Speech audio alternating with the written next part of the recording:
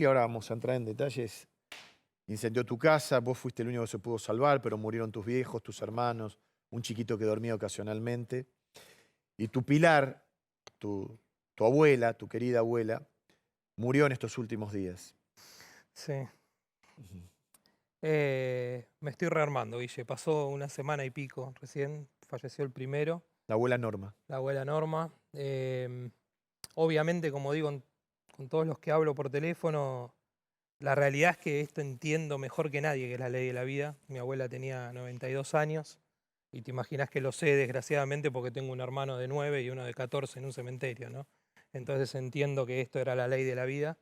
Eh, Pero bueno, como vos bien decís, o sea, no era una abuela para mí, era todo. Era lo último que a mí me quedaba en esta vida, cuando me refiero al lazo familiar, ¿no? Y mi sostén, como vos bien decís, del minuto cero que me pasó esta, esta porquería en mi vida, ¿no? Cuando Como siempre incendiaron tu digo. casa, ¿cuántos años tenías?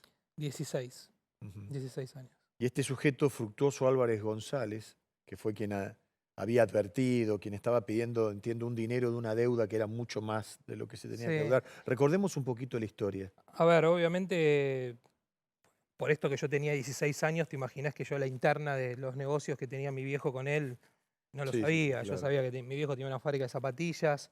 Él lo conocía porque se había casado con una prima de mi mamá. Entonces frecuentaba mi casa para fiestas. De hecho, Sí. hemos veraneado juntos. Y sabía ese último tiempo de que se habían puesto a trabajar juntos. Ahora, la interna, por supuesto que yo no la desconocía, según mi abuela, que ella me contó todo a medida que yo iba creciendo. Sí había una deuda económica de mi papá hacia él.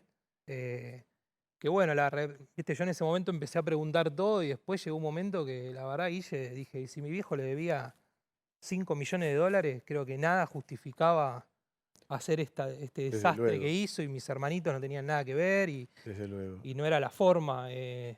Así que después no quise seguir viendo cuál era la deuda exacta. Aparentemente mi abuela lo que me dijo que se le debía plata, no lo que él pedía. Ujú. Y a raíz de eso, eso desembocó en una agresión física a mi abuela por parte de este monstruo. Este Eh, sujeto que incendió tu casa además le pegó es que todo a empieza tu así. abuela.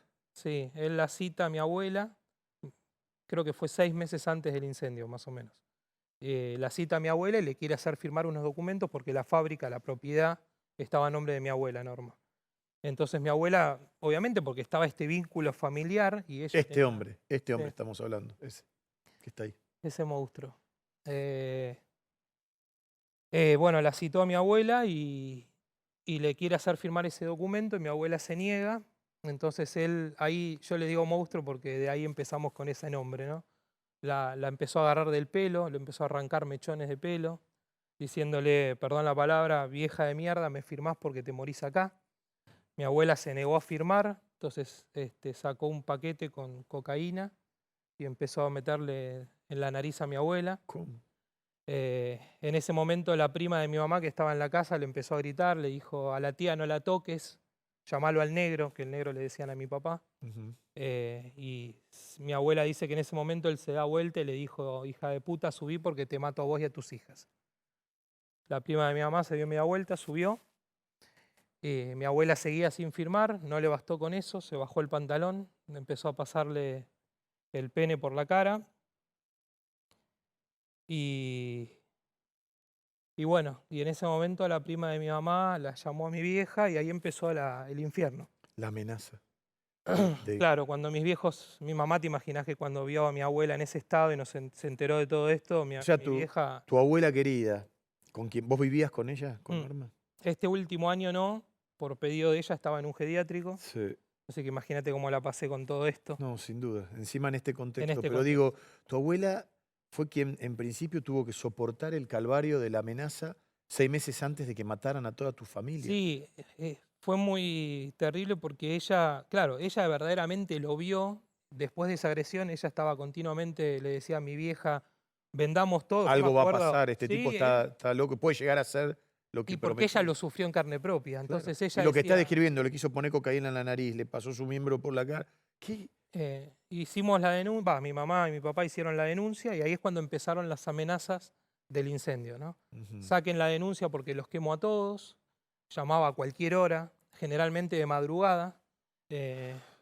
Y aparte tenía una particularidad que lo que hacía era durante la madrugada llamaba para hablar con mis viejos, para amenazarlos a mis viejos. Y después durante el día llamaba para hablar con nosotros, para asustarnos. Entonces nos hacía una voz distorsionada y nos decía que, bueno, que nos preparara, nos decía, se murieron todos, se quemaron, nos hacía.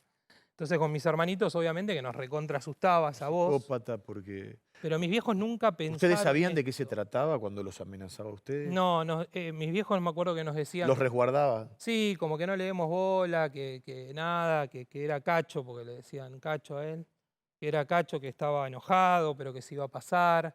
Obviamente que yo, al tener 16 años, era el que más consciente de la Sí, situación era. sí, de que había algún tipo de gravedad en Exactamente. estas Y amenazas. me daba miedo, y después de lo de la abuela me daba más miedo, pero tampoco nunca me imaginé esto, Guille. La verdad que el miedo era mi papá.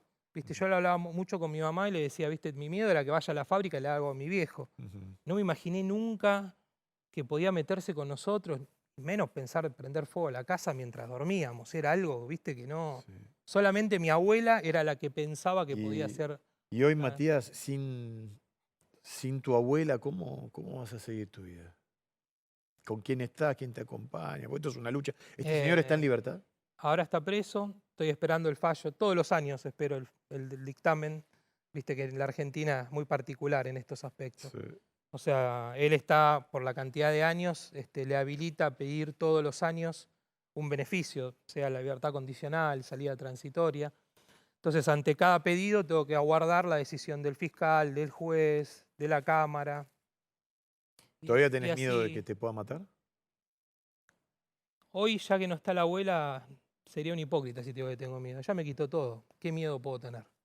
Ujú. Yo tenía mucho miedo por la abuela, eh, mucho miedo, más miedo, era más bronca de decir, bueno, con 90 años tiene que estar todo el tiempo pendiente a ver si lo dejan salir o no. Y a mí me destruía esa parte, ¿no? Claro. De decir, ni Su siquiera en el sufrimiento. último momento de su vida pudo estar tranquila Ujú. de que este tipo iba a estar preso de por vida. Que a Sí. ver, la verdad, Guille, yo voy por la calle y cuando alguien te pregunta y te para y te dice, quemó vivo a 5 personas, 3 chicos y siempre tiene la posibilidad de salir, Sí. o sea, solamente acá, ¿me entendés? Matías, lamentamos mucho lo de tu abuela, sabemos del calvario que tuviste que vivir y que se haga justicia con un hombre Mm, que creo yo tiene que seguir guardado porque sigue siendo un peligro es no un solo para psicópata. vos, sino para cualquier otra persona con la que pueda tener un problema.